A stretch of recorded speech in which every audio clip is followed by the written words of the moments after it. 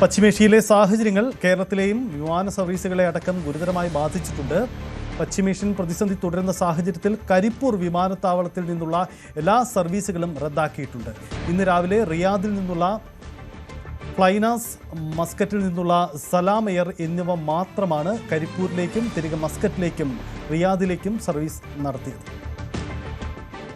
GCC രാജ്യങ്ങളിലെ പ്രതിസന്ധി കരിപ്പൂരിൽ നിന്നുള്ള വിമാന സർവീസുകളെ നേരിട്ട് ബാധിച്ചിട്ടുണ്ട്. ഇന്ന് ഇവിടെ നിന്നും സർവീസ് നടത്തേണ്ട എല്ലാതും റദ്ദാക്കിയതായിട്ടാണ് വിമാനത്താവള അധികൃതർ അറിയിച്ചിട്ടുള്ളത്. ഇന്ന് 18 സർവീസുകളാണ് കരിപ്പൂരിൽ നിന്ന് പുറപ്പെടേണ്ടതായിട്ടുള്ളത്.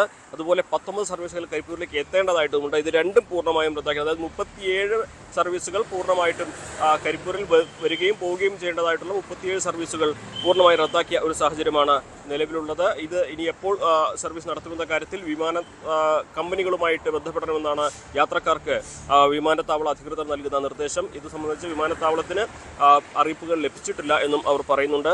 ഇന്ന് 2 സർവീസുകൾ ഇന്ന് രാവിലെ കരിപ്പൂരിൽ നിന്ന് സർവീസ് നടത്തിയിട്ടുണ്ട്. റിയാദിൽ നിന്നുള്ള ഫ്ലൈനാസും മസ്കറ്റിൽ നിന്ന് സലാം എയറും കരിപ്പൂരിൽ എത്തി. സലാം എയർ 5:04-നും ഫ്ലൈനാസ് 6 മണിക്കുമാണ് കരിപ്പൂർ വിമാനത്താവളത്തിലെത്തിയത്. തുടർന്ന് സലാം എയർ 6:08-ന് മസ്കറ്റിലേക്കും ഫ്ലൈനാസ് 7:27-ന് റിയാദിലേക്കും യാത്ര തിരിച്ചു. മറ്റ് ഒരു സർവീസുകളും വിദേശ രാജ്യങ്ങളിൽ ഒരു സർവീസുകളും ഇവിടെ നിന്ന് ഇന്ന് സർവീസ് നടത്തിയിട്ടില്ല. ഇനി എപ്പോൾ നടത്തുമെന്ന കാര്യത്തിലും അനിശ്ചിതത്വം തുടരുകയാണ്. നമുക്കറിയാം, കരിപ്പൂർ വിമാനത്താവളം മലപ്പുറത്തിൻ്റെയും പാലക്കാടിൻ്റെയും കോഴിക്കോടിൻ്റെയും കണ്ണൂരിലെയും ഒരു പരിധിവരെയുള്ള വിദേശത്തേക്ക് പോകുന്ന യാത്രക്കാർ ആശ്രയിക്കുന്ന ഒരു വിമാനത്താവളമാണ്.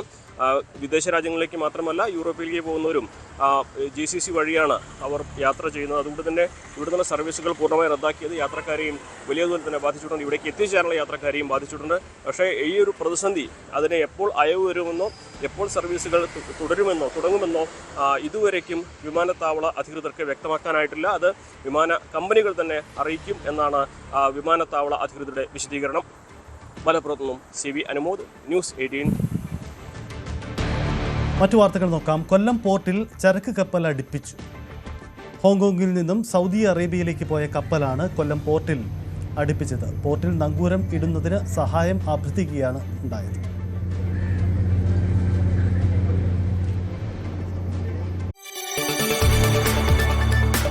കൂടുതൽ വാർത്തകൾക്ക് news 18 Keralam YouTube channel subscribe ചെയ്യുക.